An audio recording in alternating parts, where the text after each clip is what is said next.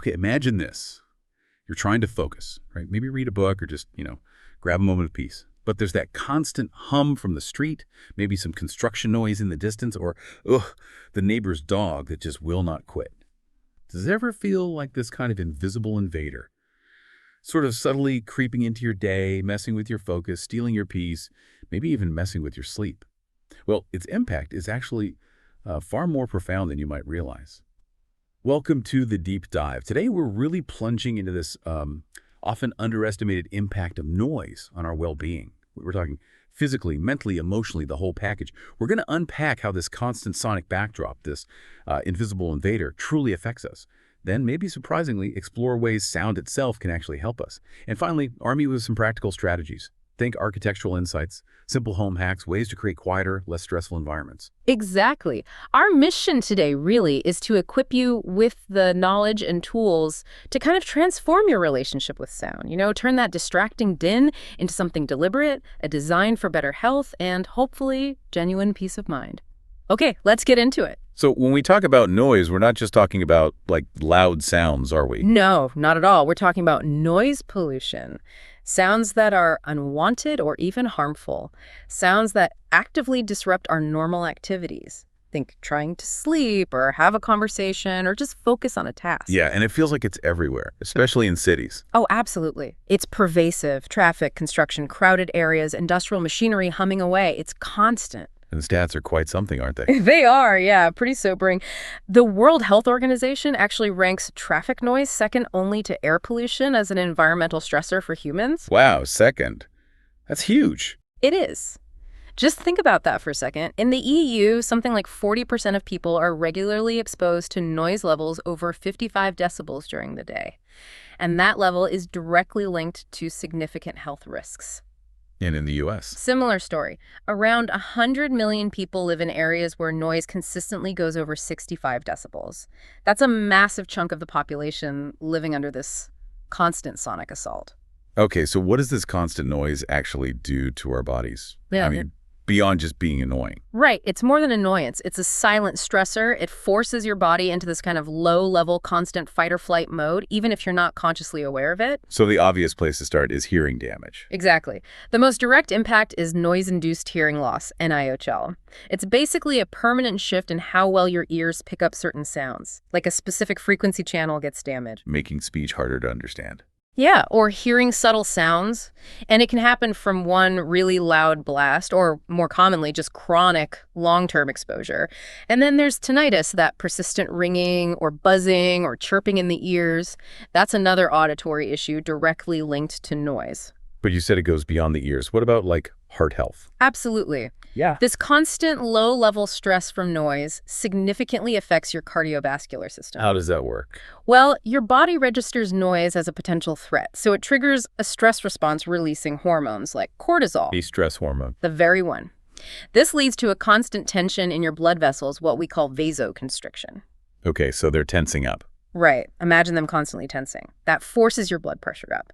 Over time, this chronic stress can lead to hypertension, high blood pressure, and even increase your risk of ischemic heart disease. Seriously? Yeah. And studies show that nighttime noise levels as low as 50 decibels, that's about the hum of a quiet fridge, can actually increase your risk of a heart attack. That's terrifying. Yeah. And sleep, you mentioned sleep disruption earlier. Oh, definitely. It relentlessly chips away at your sleep quality. Chronic noise keeps your sympathetic nervous system basically on high alert. So you're stuck in light sleep. Pretty much. It traps you in lighter stages, disrupting your natural circadian rhythm. Your body isn't getting that deep restorative sleep it desperately needs. And this also prevents your blood pressure from having its healthy overnight dip. And there were links to other things, too. Shockingly, yes. This chronic stress from noise has even been linked to an increased incidence of diabetes and being overweight. It just underlines how systemic the impact really is. Okay, so the physical toll is clear. But what about the psychological side? The stress and annoyance? Just as concerning, noise isn't just annoying, it triggers immediate stress responses, floods your body with those stress hormones we talked about. Leading to anxiety. Yes. Persistent anxiety, chronic stress. And it's not just the roar of traffic. Even things like domestic disturbances or noisy neighbors can cause significant stress. What's really striking is how low the threshold is. Sound levels as low as 40 decibels, like a quiet library, can generate noise complaints. 40 decibels, that's really low. It is, and sleep disturbance can kick in at just 45 decibels or even lower. There was a figure, I think 1 in 10 Britons report regular disturbance from noisy neighbors alone. It's sobering how pervasive this is. You mentioned the developing minds of children earlier. That sounds particularly worrying. It really is. It impacts overall mental well-being, contributing to decreased mental health, things like heightened depression and anxiety. For some people, it can even lead to reduced self-care, maybe increased isolation. But for kids? Right. Here's where the effects become truly alarming: the impact on children's development. For young kids, regular exposure to noise that interferes with speech can severely compromise their auditory processing. So they struggle to understand words. Exactly. Difficulty understanding speech, word discrimination. It even impacts reading development. Studies show clear links between noisy learning environments and cognitive delays. The cognitive impacts are clearly huge. But what about physically? For children? Sadly, their little bodies aren't immune either. This constant noise can have measurable physical effects. Studies show children from noisy homes often have higher heart rates on average, about 2 beats per minute higher. Wow. And while, more recent studies show conflating evidence, there's some historical research suggesting potential links between high sound levels during pregnancy, especially in the first couple of months, Okay. and potential issues like low birth weight or even birth defects like hair lip, cleft palate, spinal defects. It's complex, the evidence is debated, but the overall message is clear. Noise isn't benign, especially not for developing minds and bodies. Okay, so we've painted a pretty sobering picture of noise's destructive power. But what if the very thing causing the harm could also be part of the solution? Could sound itself be a tool for well-being? Precisely. And this is where things like noise colors come in. Noise colors, like pink noise. Exactly. Let's start with pink noise. So what is it? It's a sound that has basically a random mix of all audible frequencies. But crucially, it has more power in the lower frequencies. So it sounds deeper than, say, white noise. Right. White noise has all frequencies at equal volume, often sounding higher pitched, like a humming AC unit. Pink noise is generally perceived as softer, more balanced, often more relaxing. And you find it in nature, right? Oh, it's everywhere in nature. Think gentle wind rustling leaves, steady soft rain, a waterfall, ocean waves. Even city traffic sometimes. Yeah, some ambient urban traffic can have pink noise characteristics, so you've probably heard it lots of times without labeling it. And the sleep benefits sound interesting. They are quite promising. Initial studies showed pink noise can help people fall asleep faster.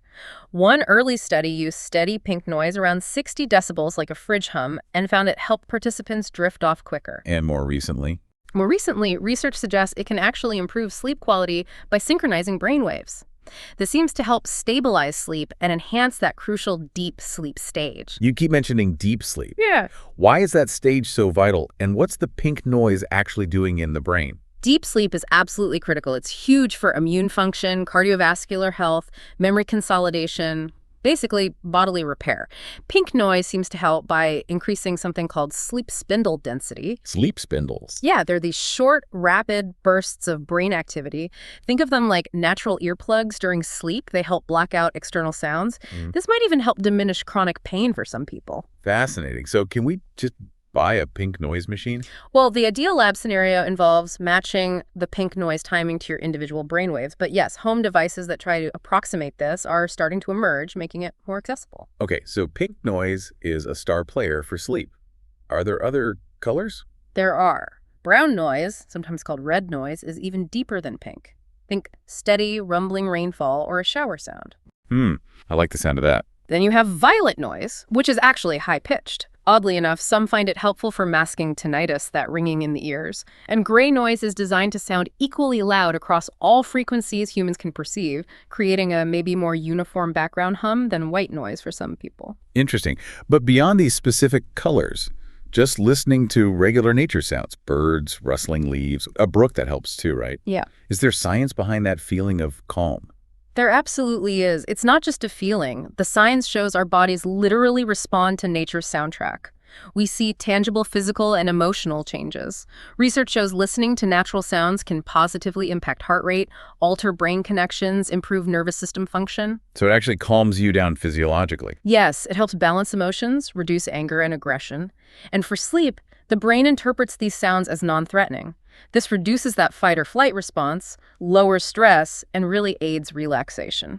This idea of harnessing sound leads us nicely to mindful listening. It sounds like a really good focus point for the mind. How does mindfulness fit in? Mindfulness is all about being fully present, right? Engaged in the moment with openness, curiosity. Applying this to sound is incredibly powerful. Mindful listening is scientifically proven to decrease activity in the amygdala, that's your stress response center. Okay. And at the same time, it increases activity in the left prefrontal cortex, which is linked to well-being. It can even increase brain gray matter in areas tied to attention and emotional regulation and boost your working memory. So if someone wants to try this, how do they actually practice mindful listening? It's surprisingly simple, really. You can choose music or just a natural soundscape.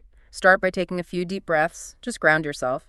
Then, with genuine curiosity, focus intently on the sounds. No judgment, no overanalysis, just listen. Explore the details. Exactly. Explore the timbre. Is it dark or bright, sharp or smooth? Feel the dynamics of the beat. Soak in the overall mood. If there are vocals, focus on the unique tone and emotion. It's about experiencing every nuance, letting the sound anchor you in the present. Okay, so we've understood how noise harms us, but also how sound can heal. How do we apply this to our actual living spaces? How do we build that sanctuary, or maybe just tweak the one we have? This must be where architectural acoustics comes in. Indeed. Acoustic design and architecture is all about the strategies and methods used to achieve good sound within a building. It's about carefully controlling how sound waves bounce around reverberation to maximize clarity for speech, reduce echoes, and stop sound traveling where you don't want it. Key things architects look at are reverberation time, sound distribution, and sound absorption. Right. So what are some core principles they use? Well, a key metric is the noise reduction coefficient, or NRC. It measures how well a material absorbs sound. It goes from 0 total reflection to 1 total absorption. But how it's installed matters. Hugely. Installation can significantly affect the rating. Beyond materials, there's sound insulation and acoustic infill. This means using dense materials like cork or special drywall, inside walls, floors, ceilings to block both heat and noise. Okay, but what if you can't tear down walls? What about existing spaces? That's where things like sound-absorbing panels, partitions, and baffles are useful. They're often made of fiberglass or mineral fiber, and they help cut down on sound bouncing around refraction, echoes, reverberation. Baffles, like the ones hanging from ceilings. Exactly. Acoustic baffles are great because they absorb sound on all sides, tackling it where it often gathers energy. Then you have acoustic diffusers, which are quite different. They don't absorb sound, they scatter it evenly. Why would you want to scatter it? To control echoes without making the space sound dead or removing all the sonic energy. It's ideal for places like concert halls where you still want that live feeling. It really sounds like they think about sound from every angle. They do. Another big principle is acoustic zoning. Especially in larger spaces like open offices, you design different areas for different needs, maybe quiet zones for focus, collaborative hubs elsewhere, using sound-absorbing materials, maybe insulated glass partitions. Like those office pods you see now. Exactly. Creating private areas, acoustically controlled pods for calls or small meetings is part of that flexible design approach. And for more structural stuff, there's acoustical steel decking for roofs and floors. It's perforated to trap sound. Isolated or suspended ceilings, acoustic clouds, which are like mini suspended ceilings for specific areas. Right. And even sound attenuators designed specifically to quiet down noisy HVAC systems in the ductwork. That's a lot of technical stuff. Okay, for those of us not doing a major reno, what are some practical hacks we can actually use? Plenty. First off, ceiling gaps is huge. Sound is sneaky. It gets through tiny openings around windows and doors. Using a latex-based acoustic caulk, it stays flexible, or just good old weather stripping and door sweeps can make a massive difference. How much difference? Get this, a tiny 1 millimeter gap can potentially let 50% of the sound energy pass through. No way. Okay, ceiling gaps is priority one. What about windows and doors themselves? They seem like weak spots. They definitely can be. If you have the budget, noise-canceling windows, double or triple pane, or specialized soundproof glass are very effective. But a much more budget-friendly option is using heavy, dense soundproof curtains. They absorb a surprising amount of sound. Okay, curtains I can do. Doors. If you have hollow core doors, especially interior ones, replacing them with solid core acoustic doors makes a big difference. More mass, better blocking. So adding mass and soft materials seems to be a theme here. It's a fundamental principle of sound absorption, yeah. Think thick rugs or carpets, especially with a dense underlay beneath them for floors. For walls, hanging heavy tapestries or even decorative rugs can absorb and diffuse sound. What about furniture? Bookshelves. A full-length bookshelf packed tightly with books is actually a surprisingly effective sound barrier. They absorb and diffuse noise. And just adding more soft stuff in general cushions, upholstered furniture helps reduce echo and makes the room feel acoustically calmer. Okay, this brings up an important point, though. You mentioned treating the inside of the room panels for furniture, rugs. That mostly tackles echoes and internal reflections, right? Exactly. So doesn't that sometimes make outside noise seem louder? Because the room itself is quieter. That can happen, yes. It's a key distinction. Treating the inside improves the sound within the space, makes it less echoey, calmer. But if your main goal is stopping external noise traffic, neighbors, you need to focus on the building's envelope. That means sealing and insulating the actual structure. Walls, windows, doors. Got it. Interior treatment for internal sound quality, exterior focus for blocking outside noise. Precisely. That's a really helpful clarification. So when should we attempt these fixes ourselves versus calling in a pro? Well, for simple things, sealing gaps, adding rugs, hanging heavy curtains, absolutely give it a go yourself. You can make a noticeable difference. But if you're aiming for serious noise reduction, like building a music studio, a home theater, or really trying to block a major external noise source like a busy road, Then call the experts. then professional help is probably a wise investment. Yeah, they can do proper acoustic analysis, recommend the right materials, the right methods to really tackle the problem effectively. There's definitely a balance. Okay, so we've really covered a lot today.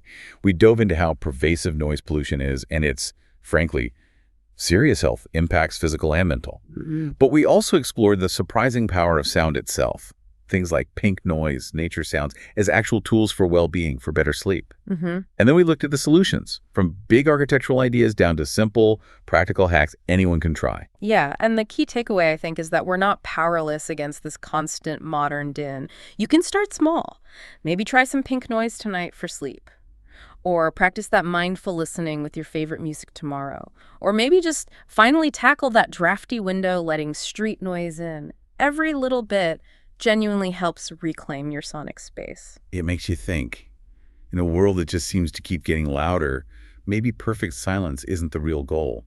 Maybe it's more about the conscious curation of our own sound environment. What sounds are you going to choose to invite in? And what will you intentionally try to keep out to sculpt your own personal sanctuary of sound? That's a great thought to end on. Thank you for joining us on this deep dive. We hope you continue exploring how to create a quieter, healthier world for yourself.